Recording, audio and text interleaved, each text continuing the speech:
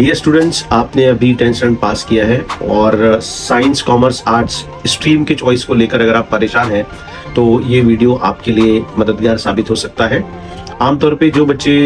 Science 1, science 2, algebra, geometry, ये 4 subjects में जो 10th और 9th में उन्होंने पढ़ा है उसमें अगर उनको इंटरेस्ट है, जैसे आपने फिजिक्स के कुछ चैप्टर्स लाइट है, उसी तरह से इलेक्ट्रोमैग्नेटिज्म है, स्पेस मिशन है और आपने जो है वो रिफ्लेक्शन ऑफ लाइट, ये सारे चैप्टर्स आपने एसी डीसी करंट और बहुत सारी चीज़ें आपने 10th और 9th में पढ़ी थी।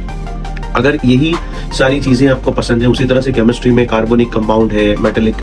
मेटलर्जी है और पीरियोडिक टेबल्स का जो आपने क्लासिफिकेशन पढ़ा, ये केमिस्ट्री के कुछ सब्जेक्ट्स जो चैप्टर्स थे वो आपको मज़ेदार लगते हैं। और बायोलॉजी यानी कि साइंस 2 में आपने बहुत सारी चीज़ें, मियोसिस है, माइटोसिस है, प्लांट्स और एनिमल्स के जो सेल और बॉडी पार्ट्स है, ये सारी चीज़ें आपने अगर 9th और 10th में पढ़ी और वो पढ़ते वक्त आपको मज़ा आया है और आप उसमें अपना इंटरेस्ट ढूंढते हैं, समझ में आता है आपको सारे कंसेप्ट, तो आप ज़रूर साइंस की तरफ जाएं। उसी तरह से अगर आपको engineering, medical, pharmacy, architecture, pilot, aviation और उसी तरह से मर्चेंट नेवी है, एयरफोर्स है, रोबोटिक्स है, आर्टिफिशियल इंटेलिजेंस है, एरोस्पेस इंजीनियरिंग है, ओशियोनोग्राफी है, पैरामेडिकल टेक्नोलॉजी है, मेडिकल के सारे कोर्सेज हैं, इन सारे शोबों में, फील्ड्स में अगर करियर करना है तो आप 11th-12th साइंस को लेकर आगे बढ़े। उसी तरह से साइंस और मैथ्स, ये दोनों सब्जेक्ट्स थोड़े से डिफिकल्ट माने और समझे जाते हैं, लेकिन अगर आपके कंसेप्ट क्लियर हैं 8, 9, 10 के, तो इन सब्जेक्ट्स को लेकर आप 12th साइंस करके बहुत सारे अच्छे करियर ऑप्शंस आपको मिलेंगे। उसी तरह से जो बच्चे कॉमर्स लेना चाहते हैं तो वो ये सोचें कि उनके लिए जो अलजेब्रा में जो चैप्टर था,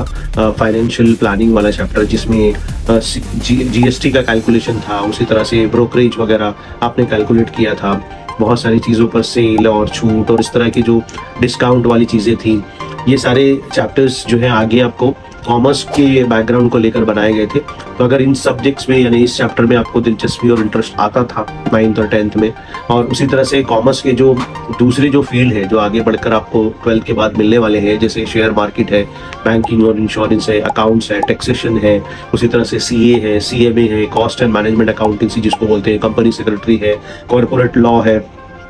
शेयर मार्केट का आगे पीछे होना है, करेंसी का ऊपर नीचे होना है, इकोनॉमिक्स जिसको हम लोग बोलते हैं, ये सारे सब्जेक्ट्स और फील्ड आपको अच्छी लगती है तो आप कॉमर्स ज़रूर लें, जिसके अंदर बहुत सारे ऑप्शंस 12th के बाद में मौजूद है। पोस्ट ग्रेजुएशन लेवल के बहुत अच्छे अच्छे कोर्सेज मौजूद हैं। उसी तरह से जो बच्चे आर्ट्स की तरफ जाना चाहते हैं उनके लिए ह्यूमैनिटीज़ के बहुत सारे सब्जेक्ट्स 12th के बाद मिलेंगे। अगर आपने 10th में लैंग्वेज को बहुत ज़्यादा इंटरेस्ट से पढ़ा है, सोशल स्टडीज़ यानी हिस्ट्री ज्योग्राफी को आपने अच्छे से पढ़ा है, उसमें आपका इंटरेस्ट है, तो आप आर्ट्स की तरफ जा सकते हैं। 12th आर्ट्स के बाद में मास मीडिया के कोर्सेज हैं, लॉ के कोर्सेज हैं, सिविल सर्विसेज हैं, उसी तरह से